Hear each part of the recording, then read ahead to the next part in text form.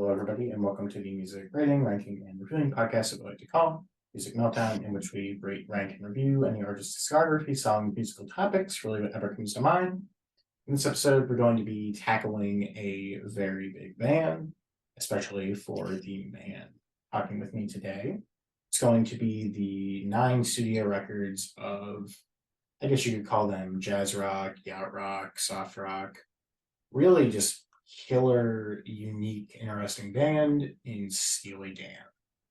They have 7 in their classic period, as well as 2 later reunion records in the aughts. And they're a weird band for me because I didn't really know much about them until Taste Like Music covered them, of course, with one of the panelists on there, Joe, considering Steely Dan to be his favorite artist. So I did some dabbling into them. I before this actually heard the entirety of the first 5 records, and I actually own the first 6, and as well because of Patrick, I now own the first 8 on CD. I actually own Asia on vinyl as well, but I've never really considered myself like a huge Steely Dan fan. I kind of let the cat out of the bag early. They're a group that I more so respect and admire a lot more than I personally enjoy the music, which could perhaps dampen some of my scores, but nothing but the utmost appreciation and respect for Becker and Fagan, of course. That being said, I think Patrick may have a few kinder words to say about this, for lack of a better term, iconic musical duo. Patrick. Um, well, yours wasn't that negative, but yeah, I probably am a more passionate zealot for Steely Dan. I think their original run in the 70s, ending with Gaucho, is almost a flawless run of 7 albums. And it's an exercise really in futility for me to try to rank these albums because they all, I think, are spectacular and stellar in their own way with very minor differences and minor quibbles. But they are a spectacular songwriting duo. I think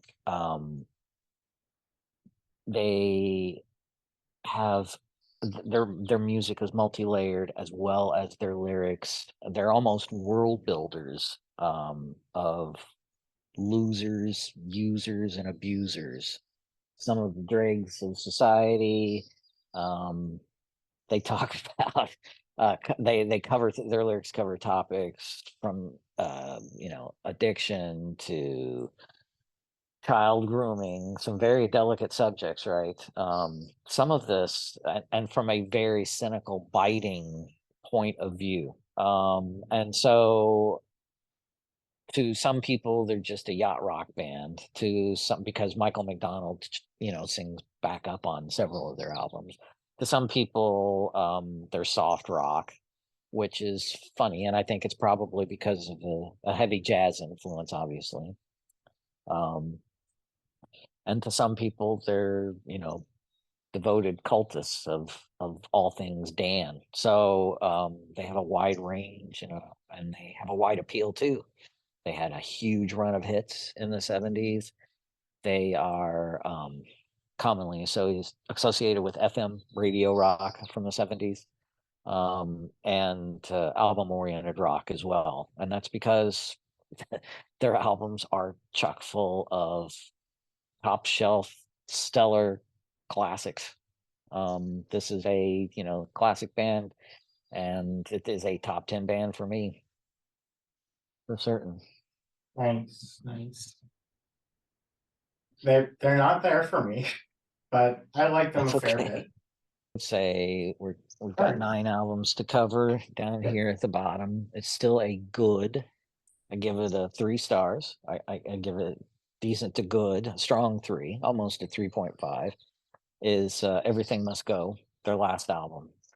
Um, there are, I think these last 2 albums from the 2000s are very, very Donald Fagen solo-like albums. I don't think Becker's lyrics are, I don't think they're, in terms of wit and the bite that they had from the 70s, they don't compare. And I know he wasn't in the greatest of health when they recorded these albums too. And I think it shows. I think Fagan did most of this work. And it just doesn't have what I would consider the strive for perfection that Steely Dan had almost with every album from the 70s. So there are I'd say there's 3 songs on this album that I do like quite a bit. I like Godwhacker, which is, I think Fagan wrote this about his mom, who was suffering from Alzheimer's, and this imaginary world that she was in. Um, and I like Pixeline. It's an interesting take on basically a gaming avatar. I think it's kind of cool. Fagan trying to throw a little 21st century cultural artifacts in there. And I like Green Book. It's got a good groove to it, good hook, good melody. Um, Everything Must Go is all right. I do think some of the final lyrics on that song are very apropos. They knew that this was going to be their last album. As far as last albums are concerned, uh, there are quite a few artists that have much better last albums and go off on a high note. Smiths are one of them, but there's a whole bunch, and I won't go down through the list. But for this one, it's sort of anticlimactic, I think, for me. So while it's decent, it's nowhere near their 70s material. I generally agree. That's my bottom as well. Despite a slight promising start, though, I feel like this record is notably a bit of a step backwards compared to the previous record and something like Gaucho.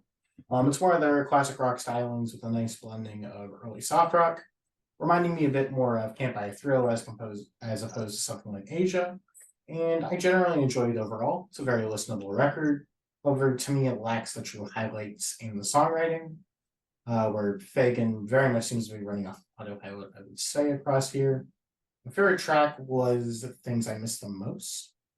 It's a decent listen. It just lacks too much identity in comparison to the other Steely Dan records, so I give it 3 stars as well for Everything Must Go. Solid record. All right. My next one's going to be the one that precedes it, Two Against Nature. I don't think I think it might be slightly better, but I still give it a strong 3. I think it's decent to good. Um, I do think that the songs on this album, the strong songs or the strongest songs, are stronger than on anything from Everything Must Go. Gaslighting Abbey is a good track.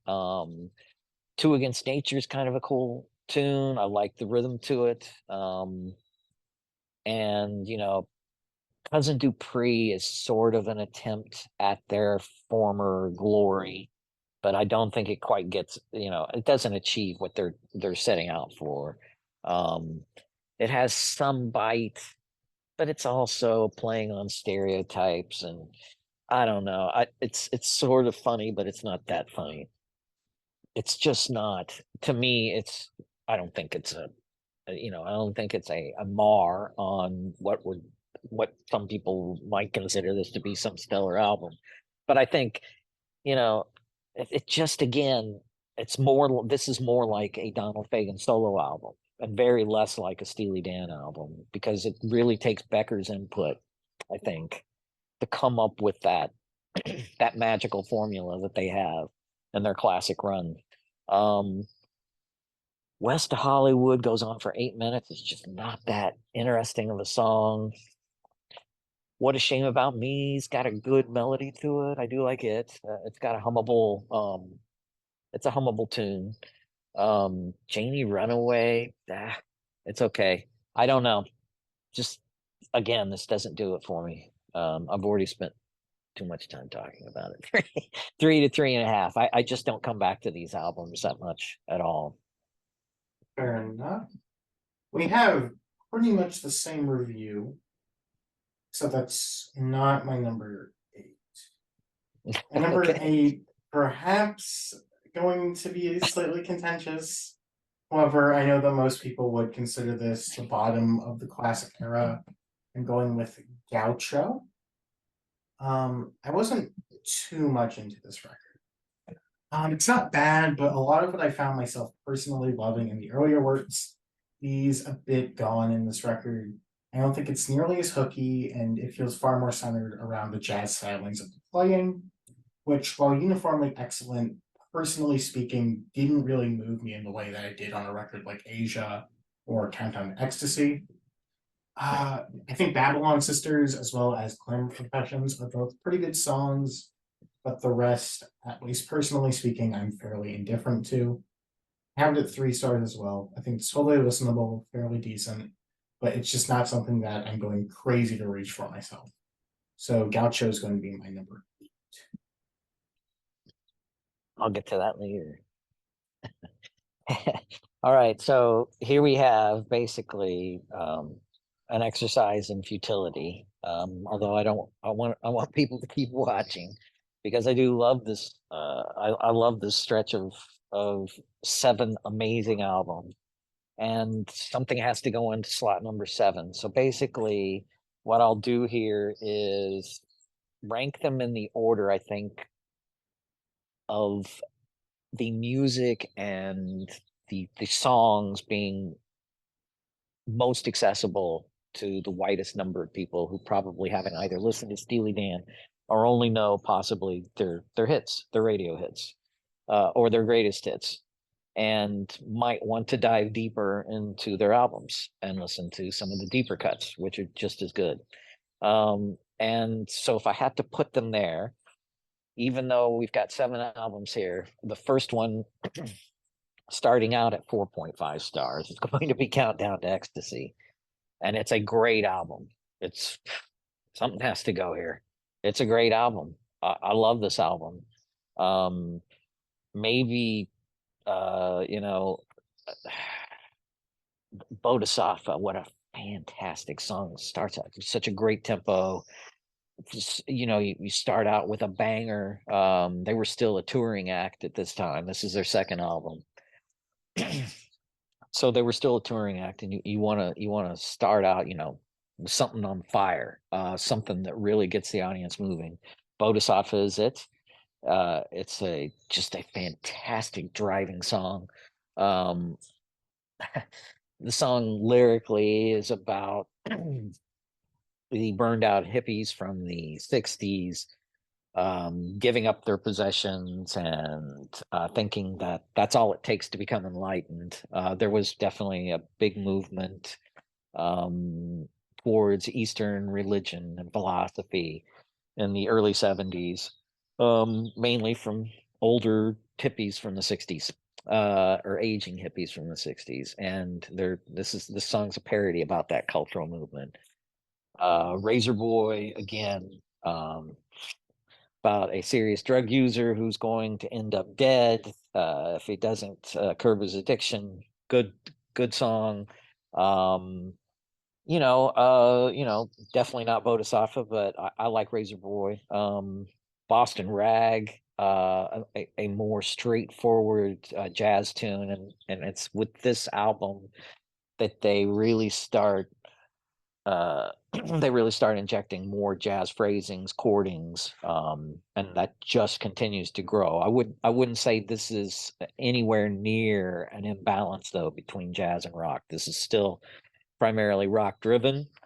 It's 4/4 for the most part, and it's still the same lineup from Can't Buy a Thrill. So it's still that great blend of jazz, rock, and pop. Your Gold Teeth, awesome song, wonderful song, especially Fagen's keyboard work. It's just, it's such a beautiful melody. Showbiz Kids, you know, it's a great parody song about Runaways in LA, wearing Steely Dan concert t-shirts.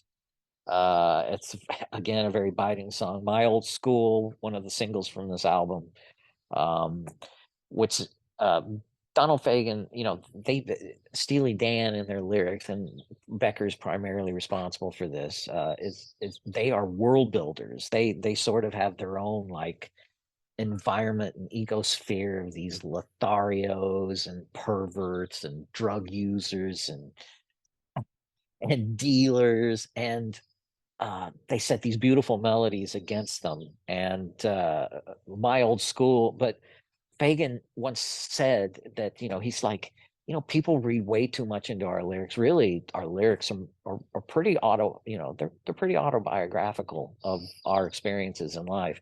My Old School is actually one of them.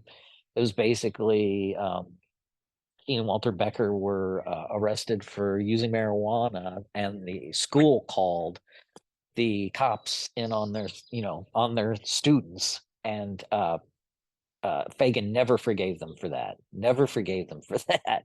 And the lyrics are pretty straightforward. They're right there.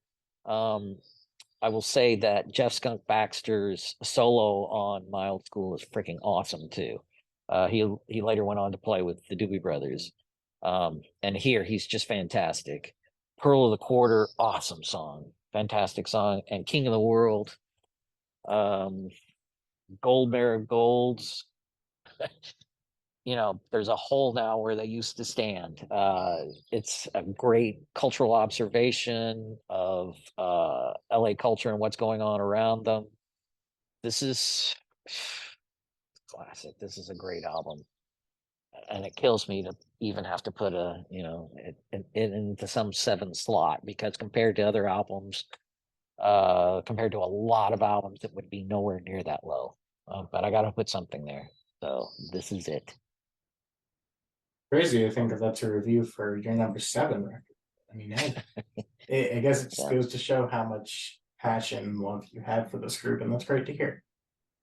Now, you don't gotta go crazy or anything. My number 7 is going to be Two Against Nature, so it's not that much higher. I think it's a pretty solid album, retaining a lot of the sheen and clarity that was on the record, such as Gaucho.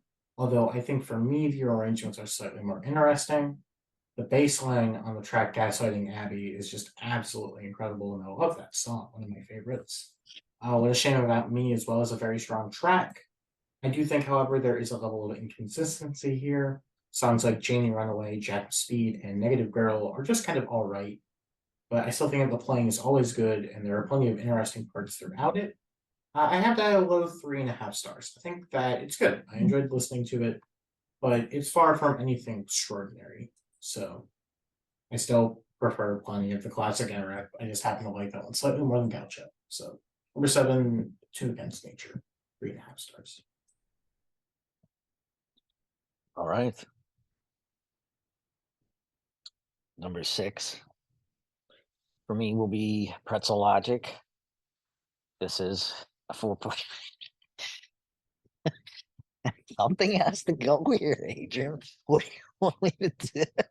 I gotta put an album in this slot. I know, I it's okay. still, It's okay. again, it's the 4.5. Why? Oh, I don't know. Maybe the toss off East St. Louis Toodaloo, which is a Duke Ellington song, which is great. I love the song, but I'll chalk it a 1/4 star for it not being an original Becker Fagan tune. I don't know. I got to find something here. Otherwise, this album, Ricky Don't Lose That Number, what a great way.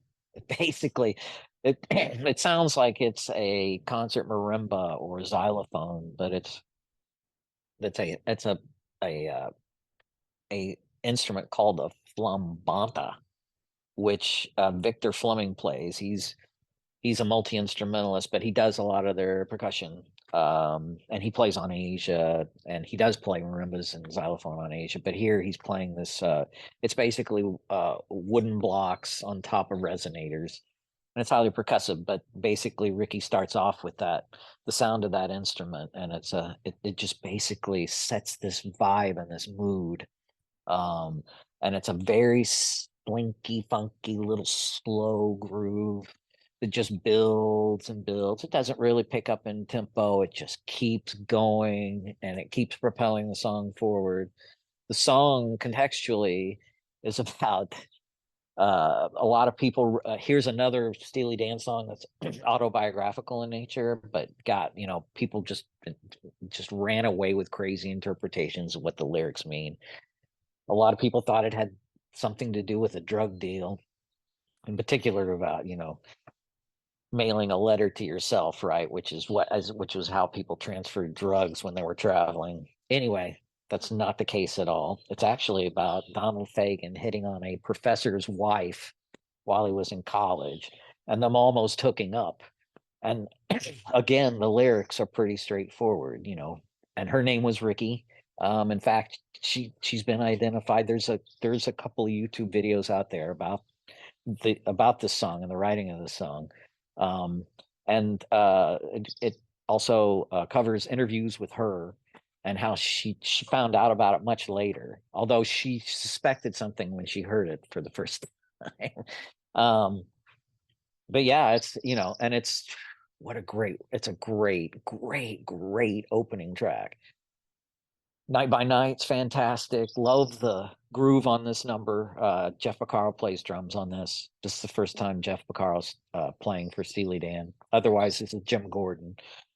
Any Major Dude will tell you. Classic. This is Steely Dan classic. It so is Ricky Don't Lose That Number, but this song I think I like a little bit more. Which is basically a friend trying to talk another friend down from a bad high or a bad trip, or basically telling them, hey, in the morning things are going to be all right, just take it easy, chill, I've been there with you, I know what it's like. um so it's no surprise that people would read drug themes into practically every song that Steely Dan released, because so many of them did center around it. And this one in particular, but um, it's a fantastic melody. It's again, Fagen's piano work on this is just beautiful. Berrytown, good track. Not that strong compared to these other ones, but good, I think. And then Ricky Don't Lose That Number is that bass line on the piano that Donald Fagen is playing is ripped off from a Horace Silver song, a jazz piano player, Horace Silver, Songs from My Father. That's also a great album if you're interested in jazz. That's a good starter album. But anyway, so they're here. This is their third album. They still have their original-ish lineup. They had dumped their original drummer, Jim Hodder, for Jim Gordon instead. And here's where they start lifting jazz melodies or jazz phrasings and chordings from some of their heroes. Horace Silver's one of them. And then Parker's band is nothing but a lift off of many Charlie Parker tunes, and bebop, which is one of their favorite jazz eras. They're big jazz bros, these guys. Uh, Huge students of the music. Uh, Through with Buzz is a little instrumental gateway into Pretzel Logic, the song itself, which is freaking fantastic. Another great track on this album.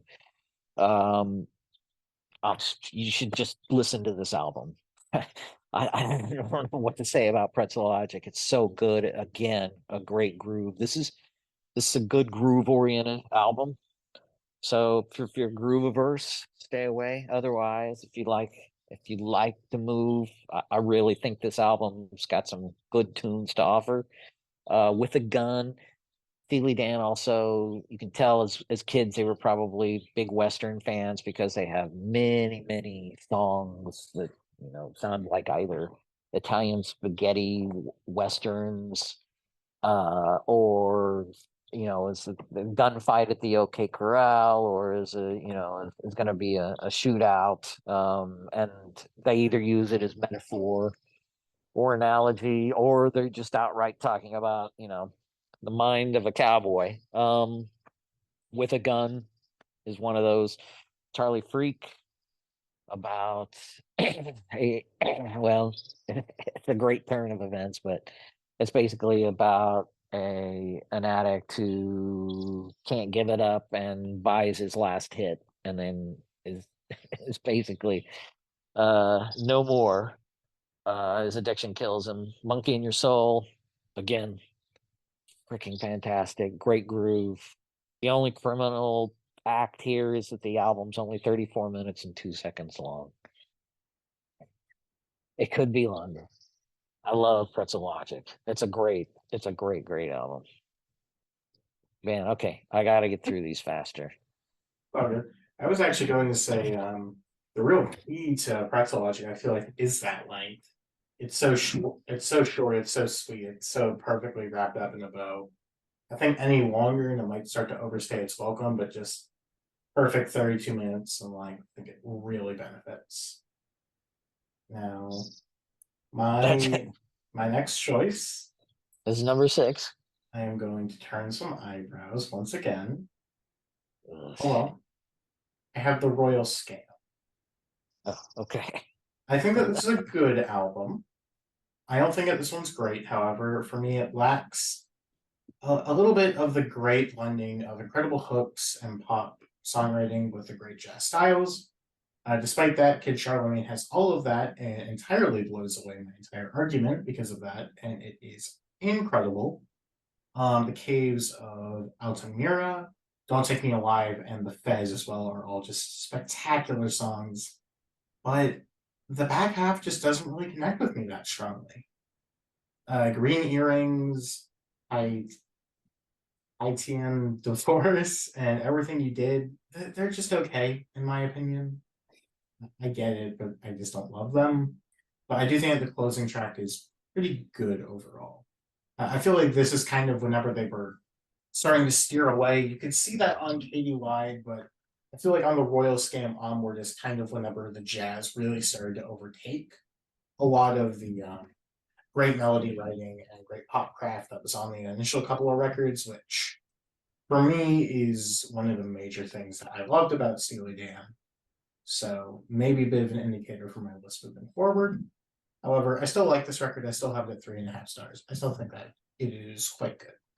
So number 6, The Royal Scam. All right. Now we're to number 5.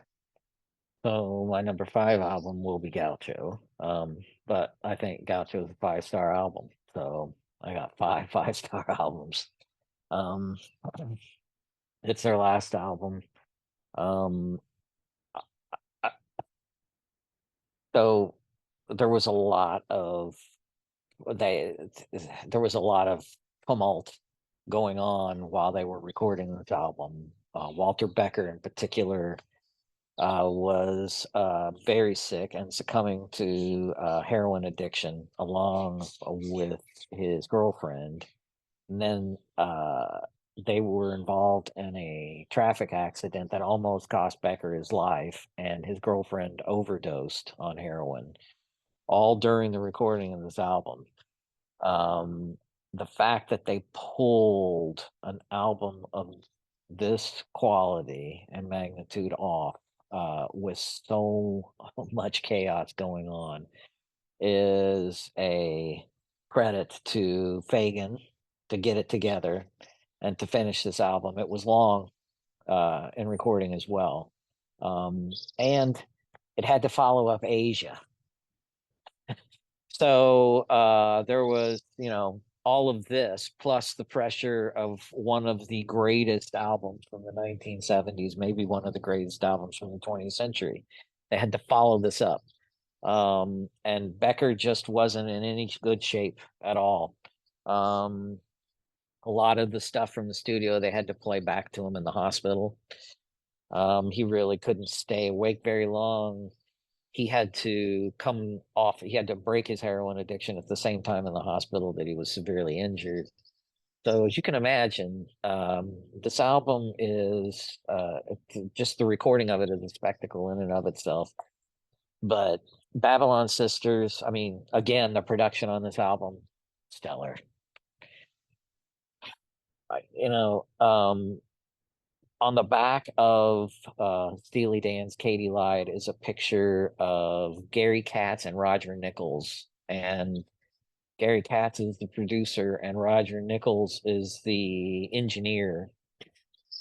And it's rare that bands will give either prominent credit or let alone put a picture of the engineering and production crew on an album, but that's how much Steely Dan thought of the entire recording process. Now, I just mentioned that because this album is just, it's pristine in its production. It just sounds spectacular. Um, there's again, like Asia, there's not a note out of place. And so I know that some probably, and not you, I realize not you, Adrian, but some probably find this cold and sterile. I do not. I think it sounds warm, inviting. I think it sounds like it's being played in front of me when I listen to it. I don't think it does not sound, it sounds human.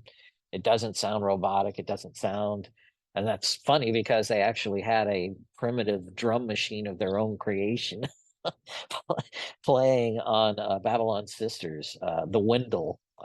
That's another story in and of itself. There's so many great stories behind the recordings of these albums, behind the songs themselves, behind the melodies, behind the ever-changing lineup of the band and what their ethos was or their mission with each album. Hey 19, here we go. It's basically some middle-aged old guy going back to probably visit with his old frat bros at college and watching young girls dance and having fantasies about picking up college babes and him being even some attractive stud when he's really just a Lothario and a pervert. And the nuance here, the subtlety here is so good. And the song was so huge. It was so huge. Big hit with both Babylon Sisters and Hey 19. Glamour Profession, it's exactly what it talks about, except here, the glamour profession is cocaine trade in Los Angeles.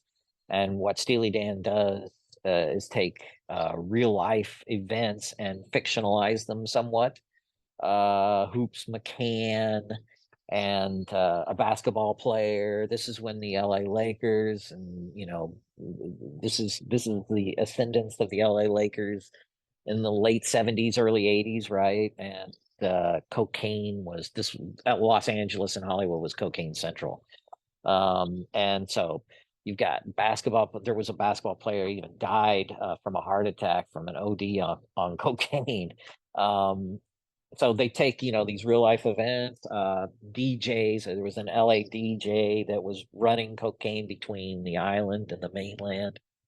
I mean, it's just the stories behind these songs are incredible. They're great. If you have any curiosity and you like the music, there's a whole world here to dive into. And it's fascinating. Gaucho is actually about Walter Becker himself.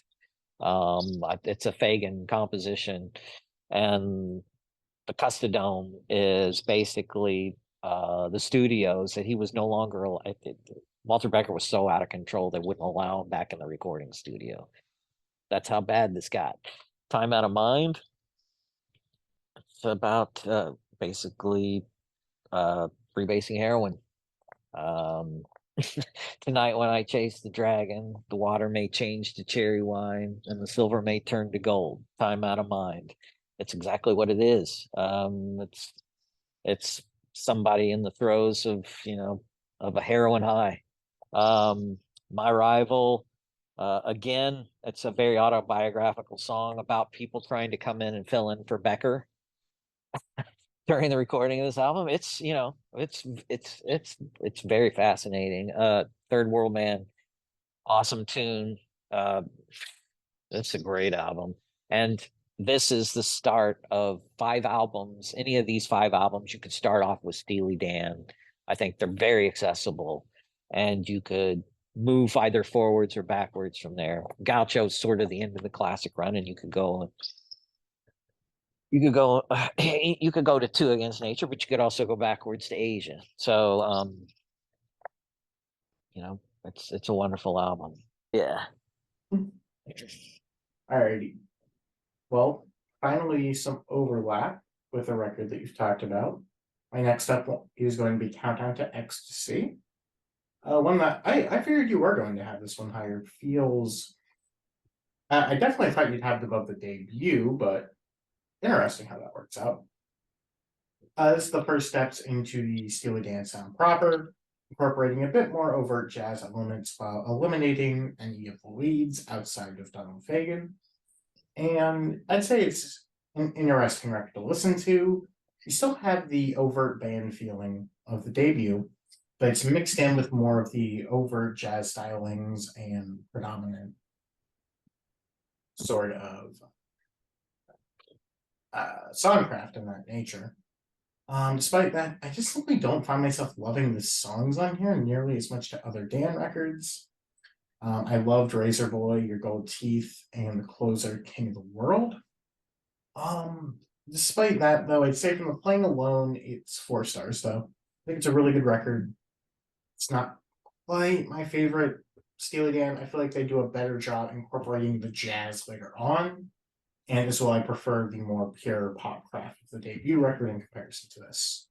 So Countdown to Ecstasy, 4 stars for me. Okay.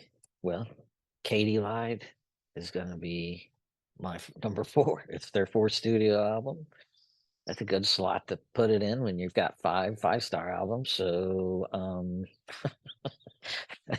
but I think I don't want to downplay or give indication that Katy Lied is not a change or progression in the Steely Dan sound, and the and credit this album with basically making a huge shift towards jazz. This is where they, Fagen wanted to incorporate more jazz, and I think that the balance stopped from being a jazz rock more towards a almost jazz album. There's definitely or jazz pop. Let's put it that way. There's still some rock elements in here. You've got background vocals by the USS captain, the captain of the USS Yacht Rock, which is Michael McDonald. And I think that's why Steely Dan gets labeled as Yacht Rock, is just simply because, oh, that's Michael McDonald. That's the dude. Yacht Rock, Yacht Rock. I don't know. Steely Dan is so far from yacht rock. It doesn't make any sense. And the other to me at all, and the other genre that they get stereotyped under, which I find even more strange, is sophistopop. It's not sophistopop. I'm glad Adrian's agreeing with me on this one. It's not sophistopop. We both know our sophistopop. Steely Dan is not. Doesn't fall into that. Not even the same time period. We're talking like early 80s, Prefab Sprout, ABC. Doesn't belong here. This is jazz pop with some rock, but thrown in for good measure, but not, the group. There is a lot of R&B and soul in here, though, and they were huge R&B and soul fans. Ray Charles, Donald Fagen takes a lot of his playing, his piano style from Ray Charles, and you can hear it. Black Friday, basically about this dude who's gonna lose he's gonna lose his shirt in the stock market and thinks he can probably fly off to Australia and get away with it. Even make some money off of complete catastrophe and disaster. And it's a sly observation of American economic greed and corporate culture. Classic, as the little gray men dive from the 14th floor.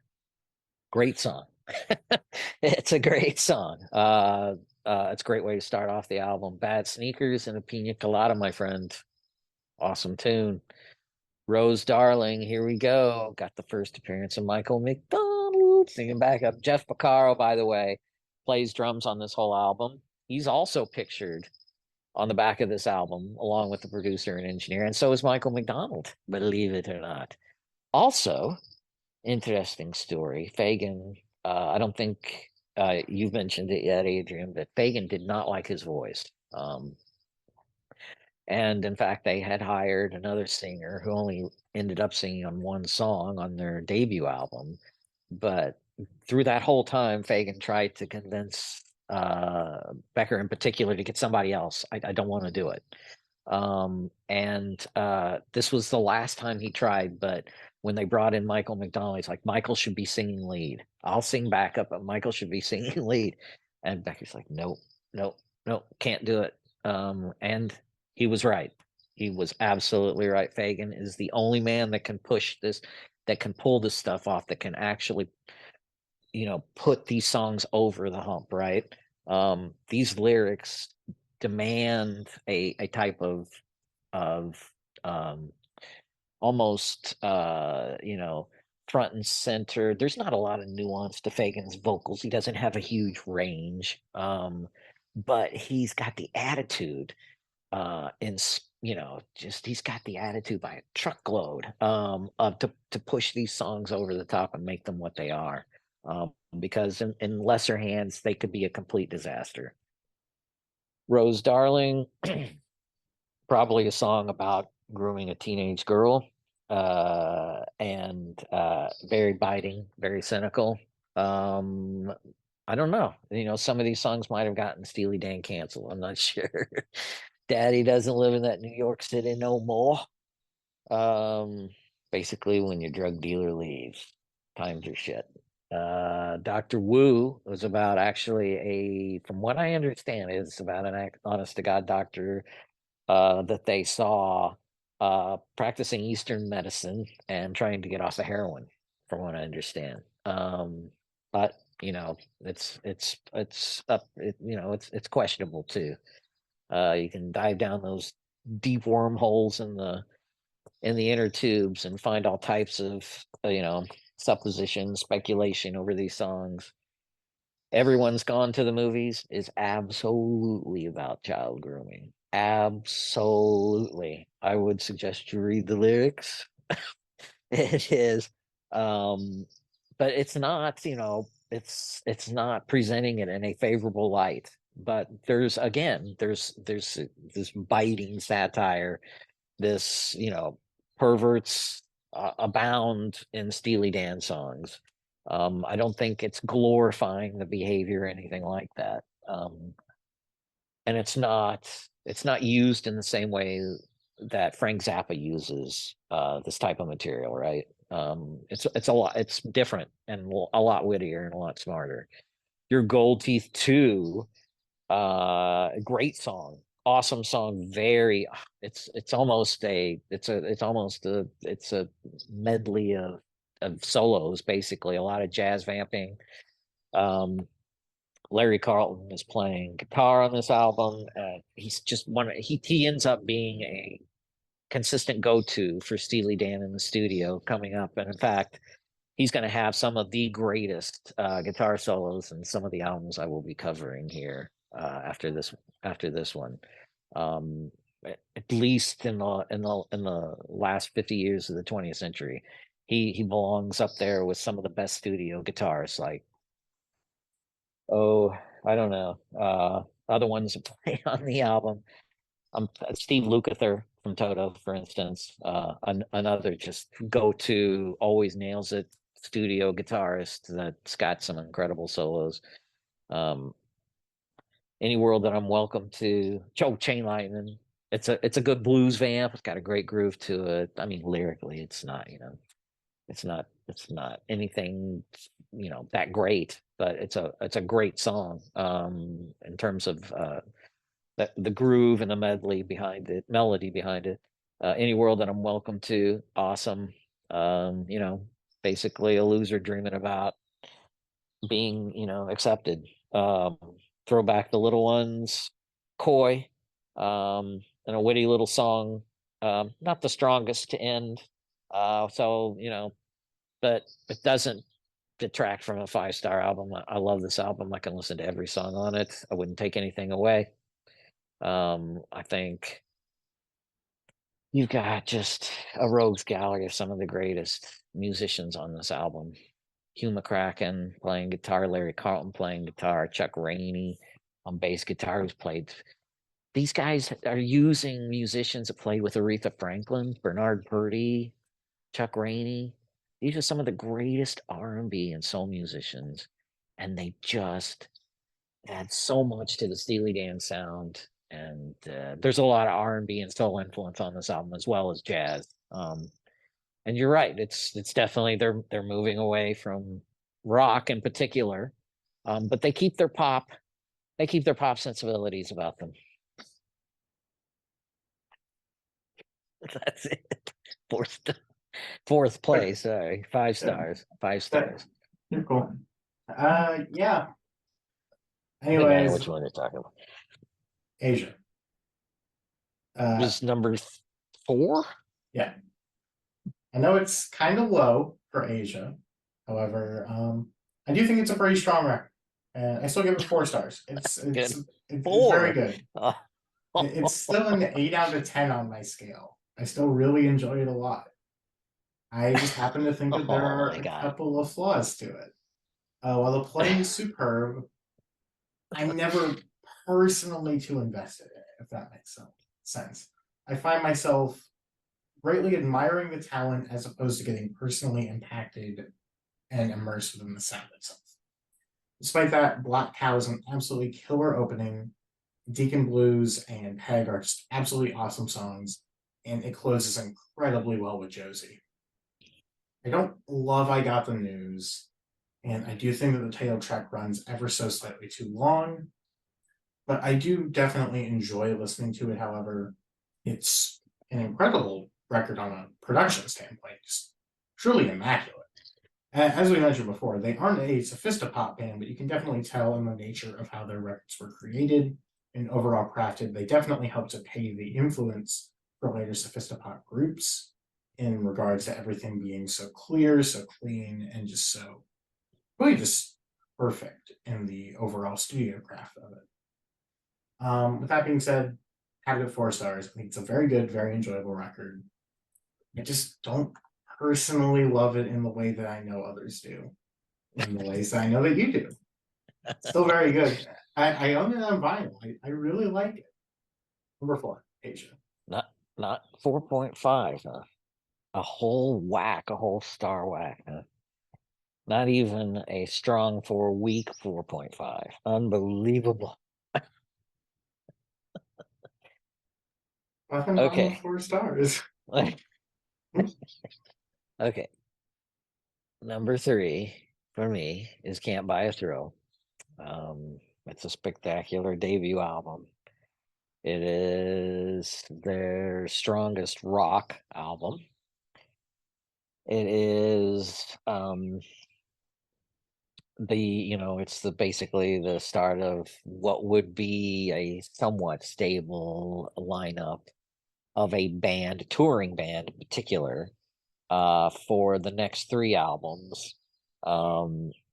However, right away, I have to oh yeah, David Paul. So they hired this dude to sing, and he ends up singing on one song. David Palmer is his name. And it's a great song, Dirty Work. In fact, it had a recent resurgence because of a TV show, I think, or something like that. And Fagan's backup vocals are awesome on it. And that's somebody's got their it's basically an implication is a male prostitute or a toy boy for an older woman,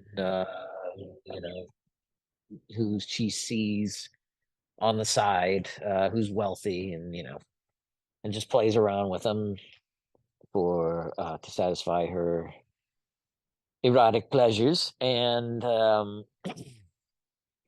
so it's a, it's a great take. It's a great vamp on a song. Um, but it's the only song that Fagan doesn't sing on. And this guy was out right away. This is probably the strongest that Fagan ever felt that he should not be singing these songs on this album, which is amazing, isn't it? Because he sounds great on this album. He sounds fantastic on this album. So the fact that he just did not have confidence in his voice, it's still, or being able to to muster the gusto or the attitude to get these great songs over, which he does so well. He just does it so well. Right away, do it again. It's basically about addiction of all different types: gambling, drugs, addiction to a person, um, and that real slinky start to the song where that Latin sort of percussion comes in. Again, it's sort of got a spaghetti Western feel to it. Sort of sounds like there might be, a showdown coming around or a gunfight here. Which, and it sort of has those Western allegories there to start off with in the lyrics. But it's a one hell of a song. It sounds magnificent on vinyl. It sounds fantastic. Um, and Fagan's organ work on this album in particular just dominate and just take over, and they sound so good. His keyboard work on this album in particular is just really good. Dirty Work, again, mentioned it before. Palmer singing lead on this. It's the only one he does. The dude, I don't know. This is just, he's like a hanger on. I don't know what happened here. I don't know how he got this gig or what he did. Um, It's crazy. I don't know if even the studio might not have trusted them. I have no idea. Anyway, um, Kings, fucking awesome track. Midnight Cruiser, which is sung. This one is sung by Jim Hodder, their drummer, believe it or not. And it's the only other track that Fagan doesn't sing. Um, and the story is loosely about Thelonious Monk, but the character's name is Thelonious in the song, but it's definitely a nod, an ode to one of their jazz heroes, Thelonious Monk. And I think another piano influence on Donald Fagen. He has he again, I like his rhythm, sort of the way he makes those stabs, those chord stabs in some of these songs definitely has a Monk influence to it. Only a Fool Would Say That. Awesome track. Reeling in the Years. Again, losers getting older. All this existential dread from these old, loser characters, and just over and over again. Some of the repeating themes, but it's an endless mine of gold, because some of the lyrics to these tracks, and again, the guitar solo on Reeling in the Years, probably uh according to Jimmy Page, he thinks it's the greatest guitar solo ever. um which says something. And this was the big hit from the album, and it is a pretty spectacular guitar solo. There's no doubt about it. um Elliot Randall is the guitar player. He plays with them again. But he's not a primary guitarist for them. He'll come in for several tracks, and he'll play either solo or he'll play lead and solo. But it's not all that often. But boy, I've seen an interview with Elliot Randall about the recording of the song too, and he says, I don't know if I did that many takes. It might have been on the first or second take. He just, yeah, okay, here you go. I think I know what you guys want. And then wham, unbelievable, unbelievable. Um, and I think a lot of most people know this song. It really is. Steely Dan said of the Royal Scam, it has to be the ugliest album cover of the '70s, except for "Can't Buy a Thrill." But I kind of like the album cover, "Can't Buy a Thrill." I like it's basically it's a the whole album is observational cynicism of LA culture, uh, or New York culture, and the underside of it, the dark underside of that. Let's see, "Fire in the Hole," great song. "Brooklyn Owes the Charmer," still fantastic. There's the other one with Palmer singing on it. And then "Change of the Guard," where he sings backup, but Fagan is singing lead on this. And then "Turn That Heartbeat Over Again," great song, great song, fantastic melody. I'll get through this. Sorry, it's a stellar debut album. It really is a stunning debut album. The fact that I have to put it at number 3 makes my heart sick, but I'll do it. I'll do it. Okay, number 3. "Can't Buy a Thrill." Hey man, say all you need. It's clear you have a ton of passion, a ton to say about these records, and it's great to hear. Tons of insight. If only you were talking about the greater ones later on, because your top two have already been well discussed for me. So we'll get to that though. Number 3 from me. We are on 3, correct? Please. Yep. Yep. Number 3 is going to be Pretzel Logic. For me, I think it's a pretty clear step forward from Countdown to Ecstasy, adding in a bit more of that pop melodicism, while still holding plenty of the jazz that they worked into the sound on the previous record. To be truthful, this one and the next one are both incredibly close to 4.5 stars, but I'm still going to be at 4 for them. There are just slight moments that hold it back. I don't think Parker's band is great, and the instrumental before it, while good, isn't necessarily needed on this record. As well, a bit on the back half, they seem to incorporate a bit of blues influence, which just isn't my favorite style for Steely Dan, but the jazz obviously helps to elevate songs. Ricky Don't Lose That Number, Night by Night, and Any Major Dude Will Do are all just incredible songs. Overall, very strong 4 stars, and the guitar work on this album alone just blows me away. There are just some slight issues that knock it down to 4 stars and leave it at number 3 for me. So that's a Logic, number 3, 4 stars. Guitar work was Denny Diaz, and I think Becker may have played guitar on this as well. Nice. And then Jeff, this was the last album with Jeff Skunk Baxter before he left for the Doobie Brothers. Again, that Michael McDonald connection. Yeah. He is your Captain Steubing of yacht rock. There can be no doubt. Yeah. Okay, number 2, Royal Scam. But sometimes this is number 1 for me. And it's different than Asia. It doesn't sound like Asia. It's got a bit of a harder edge to it, I think. I think it is really heavy on jazz, which I love. So I've noticed that the jazzier they get, you're a little iffy on versus the pop and rock stuff, which I can understand. I definitely can understand that. And here I think it's pretty heavy. That definitely leans, which they I think explore in a different area on Asia, right? They try to keep those pop sensibilities around on Asia, where here they're not so concerned about it. Kid Charlemagne is a stunning song. It is a spectacular song. It features one of the greatest guitar solos ever on any song, laid down on a recording by Larry Carlton, who is an amazing player.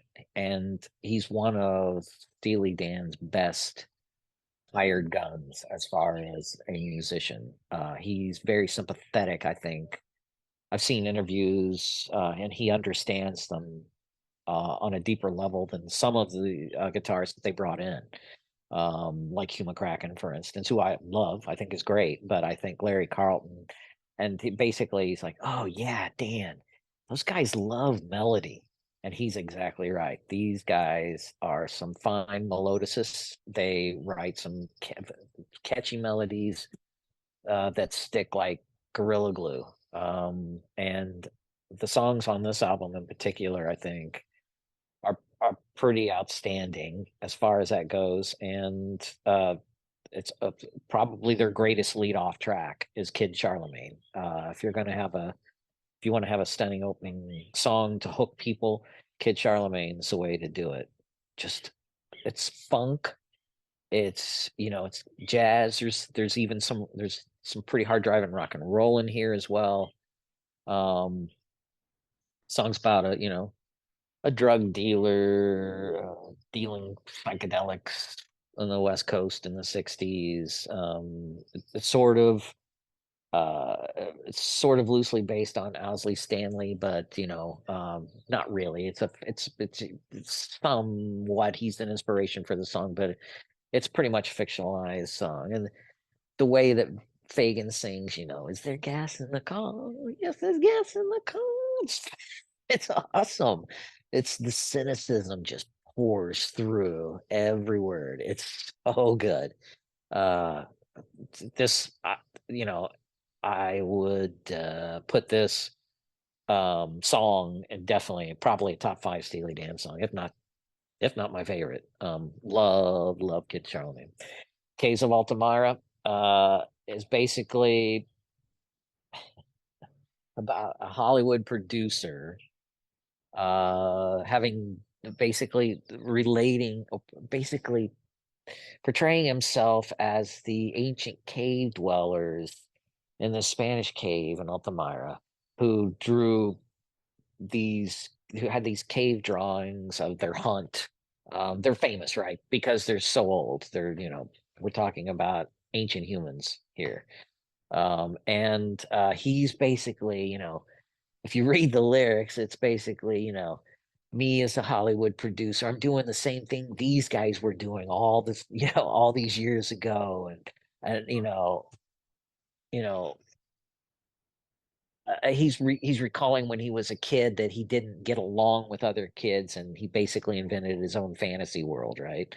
Um, and the depth and the subtlety in the lyrics on this song are outstanding. This album in particular is Becker's some of his best lyrics and some of his best lyrical writing. Don't Take Me Alive starts off with a killer Larry Carlton solo. Um, Sign Stranger. Again, you got Elliot Randall on guitar again here. Freaking, and it's awesome. The Fez, sort of again. The Fez is a nod to Thelonious Monk, one of their jazz heroes, who a man of many hats, but he was certainly famous for the fezzes that he wore. Green Earrings with Denny Diaz, and on Denny Diaz on the first guitar solo, Elliot Randall on the second guitar solo. This song is so deep. It digs a groove so deep. It's actually a trench. It is amazing. I love Green Earrings. I love this song. And who cares? The lyrics are just throw offs. They're meaningless. It's just there to house one of the greatest melodies and grooves that Steely Dan ever laid down. Haitian Divorce, freaking awesome. You got Dean Parks on a talk box on his guitar, and I think Walter Becker also is doing the talk box. And then it closes off with Everything You Did, which cynical take on a breakup from a guy's point of view, obviously. And then Royal Scam, uh, fantastic closer. Both last two tracks got fantastic guitar work from Larry Carlton. This, I think, is one of the perfect length albums. It's like 40 minutes. I like my albums between 38 and 42 minutes, I think. Somewhere in there, it's good for me. I know people who like it mid to shorter, like yourself, 35, 36 minutes. That's always good too. Um, yeah, CD era. could have been trouble for me. It wasn't, but could have been. Anyway, my number two album, 5-star album, perfect album, Steely Dan, Royal Scam. I come back to it all the time. It's on constant rotation. I'm hearing it multiple times every year. And Nice. I love I love variety. I love variety. I love bringing in different bands, different artists, but I always make time and effort and room for Steely Dan for these 7 albums. Nice, nice. And then the last two that exist. But yeah, cool that it's cool to see just how passionate and how just kind of happy you are to talk about Steely Dan. I'm just kind of here. Like they're cool. uh, That's okay. it's fun. It's interesting that sort of dichotomy because I understand fully what you're saying, and I understand why. It's just they don't connect with me on that level. So it is what it is. It's all just a matter of personal preference. So Right. I mean, I mean, do I relate with these loser characters in Steely Dan stories? Maybe no. I mean, I don't know if I do. What certainly one of my favorite forms of humor is satire. yeah, Um, and so these lyrics are so rich in satire, right? That it just it it feeds that need. Let's put it that way. I, I nice. love I love this type of humor in songwriting. I think it's very smart. I love the layers. I love the nuances. I love the call outs and shout outs to the beat authors like William Burroughs, where they got their band name from, or their jazz heroes like Horace Silver or Thelonious Monk or Charlie Parker.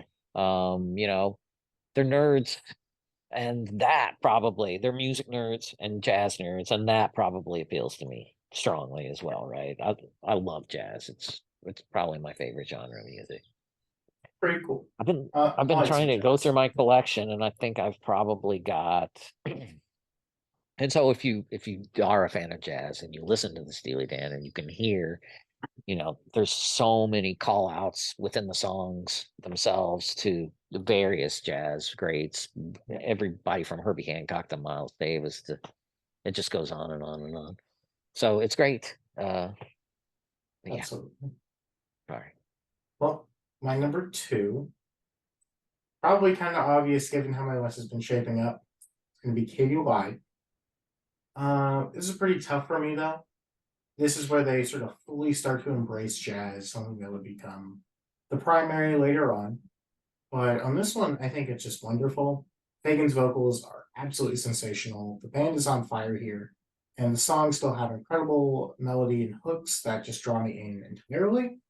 And I kind of want to remark because I kind of put down, not put down, but like kind of poke fun whenever a certain person like needs a strong hook or like this super catchy melody to be able to get into it because it's like I like plenty of jazz. I like plenty of sort of formless, sort of tuneless noise rock, post rock sort of stuff. Hmm. But I mean, I just think with this band, they're so great at that. It's really what I want them to prioritize more because I feel like they're such great melody writers, and Fagan was able to sell a hook so brilliantly. Which it's Hmm. interesting how sort of unhappy he seemed to be with his voice consistently throughout the catalog when he is just a truly top level performer. It's kind of Hmm. surprising just how much he seemingly didn't like his own voice at points. Despite that, however, Black Friday, Rose Darling, Doctor Wu, and Any World are all just absolutely incredible songs. And it closes incredibly strongly with Throwback the Little Ones. And I don't know. I don't really have a good way to describe this, but it's not quite 4.5 for me. Despite having arguably fewer flaws than my number one, I just don't prefer how the album moves. I don't know. It's a very strong 4. I love the direction. I love the style. I love a lot about the record. I just don't quite consider it great. Very strong, very, very good record. Katy Lied, 4 stars. I think some of these records here at the top of your list have enough layers to them that on repeated listening, there's room for growth. I think if Probably. when you're able to get back to it, and knowing your schedule, that will be several decades from now. Yeah, I'll get to it Uh, in 2047. Don't you'll worry. sleep when you die. All right. Possible. Number one is just it's well, it's so culturally significant that the Library of Congress deemed it so, and it is preserved within the National Recording Registry. That's how iconic. That's this. I mean, this album is it's a huge icon in so many different ways, right? Asia, um, one of the greatest album covers ever by far. Just beautiful in its minimalism and simplicity. It's captivating actually, and quite engrossing for a simple light shadow play. Uh, it has that same sort of appeal as Dark Side of the Moon in terms of album art, I think. And of course, I don't know, a lot of people know that this album's got Bernard Purdy, one of my drum heroes. Uh, Bernard Purdy, he's big studio musician, soul and R&B in particular, but everything. He played on thousands of recordings. And he was a go-to drummer for Aretha's 60s work in particular. And he even basically is known for inventing the Purdy Shuffle, which and a huge influence on Jeff Beccaro, who sort of who came up with his own deviated style off of Bernard Purdy. And sort of like a halftime Bernard was sort of like a halftime Purdy Shuffle. If you're a drummer, think you know that sound. It's basically, if you want to hear the Purdy Shuffle in action, Black Cows, a great tune for that. Also, Josie is a great tune for that. It's got that distinct Purdy Shuffle to it. Um, just the way he plays off his hi hat, the touches. So this album, the title track "Age," it contains uh, some one of the greatest sax solos ever recorded by Wayne Shorter, and one of the greatest, two of the greatest drum solos actually ever recorded by Steve Gadd. And they are both. If you just look to go ahead and try, in particular, maybe not Wayne Shorter as much as Steve Gadd, you go ahead and just punch Asia drum solo and that name into YouTube and check out the hundreds of kids that have heard Steely Dan, and in particular this drum solo, and try to mimic it. Um, it's a standout on this track. The fact that Walter Becker and Donald Fagen are generous enough, and their egos are in check enough to let other musicians shine, but not only shine, take over the song and play the song. So here, I think Walter Becker said on Asia in particular, we felt strong enough in our songwriting to just step back, get the best musicians we could find, and let them put the music over. And that's exactly what this album sounds like. So, but yet, you know, it's still classic Steely Dan sound. This is probably the perfect balance of jazz and pop, I think. Um, and rock, and it's still got some R&B and soul inflections in there, some great grooves. Every song sounds like it could have been, like they could have been a single. Every song stands on their own. Deacon Blues, I'm such a freaking loser. I'm the king of losers, and I need a name. Somebody's got to give me a nickname. I need to be called something. I made an art out of being a loser. It's basically, it's the it's it's the stereotypical jazz character who never made a dent in the music scene, and just is a waste away, and totally dejected. Uh, Set to this wonderful melody and this fantastic pop ditty that's 7 minutes long. There's no short track on here. The shortest is Peg at 4 minutes. Otherwise, everything's over five. And well, Josie's 4:30, but everything else is over five. And then Asia, you've got at 8 minutes. But there's not a single second out of Asia I would take away. Such a beautiful, beautiful song. Peg, got Michael McDonald again with some amazing backing vocals. Home at Last, great song. Great, great song. Probably their most straightforward pop song on this album. Maybe Black Cow, maybe Home at Last, but of those two, and wasn't released as a single. It's a deep cut. I Got the News. That's just basically a loose framework. It's the loosest structured song, and it's basically a framework for soloing. But there's some great jazz soloing on it. And then you've got Josie, which is a banger.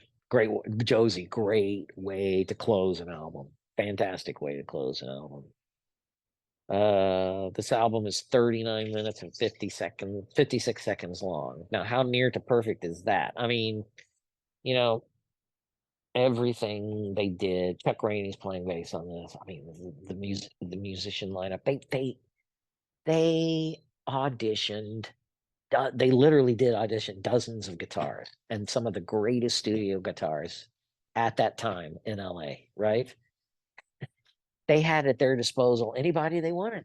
Come in, play. That's as a musician, it's it's amazing to think about.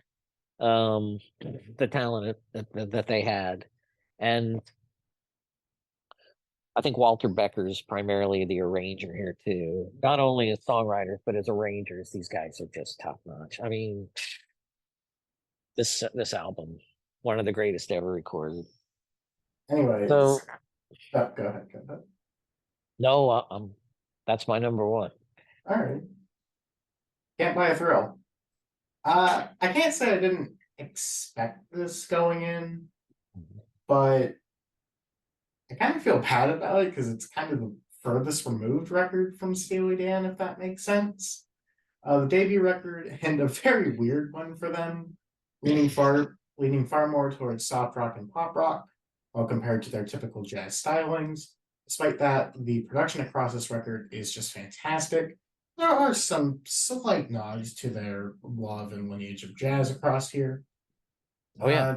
Another factor of this record that definitely sets it apart is what you alluded to, there being different singers on here. David Palmer and Jim Hodder do lead vocals alongside Donald Fagen, and they aren't as good, just to be as blunt as I can.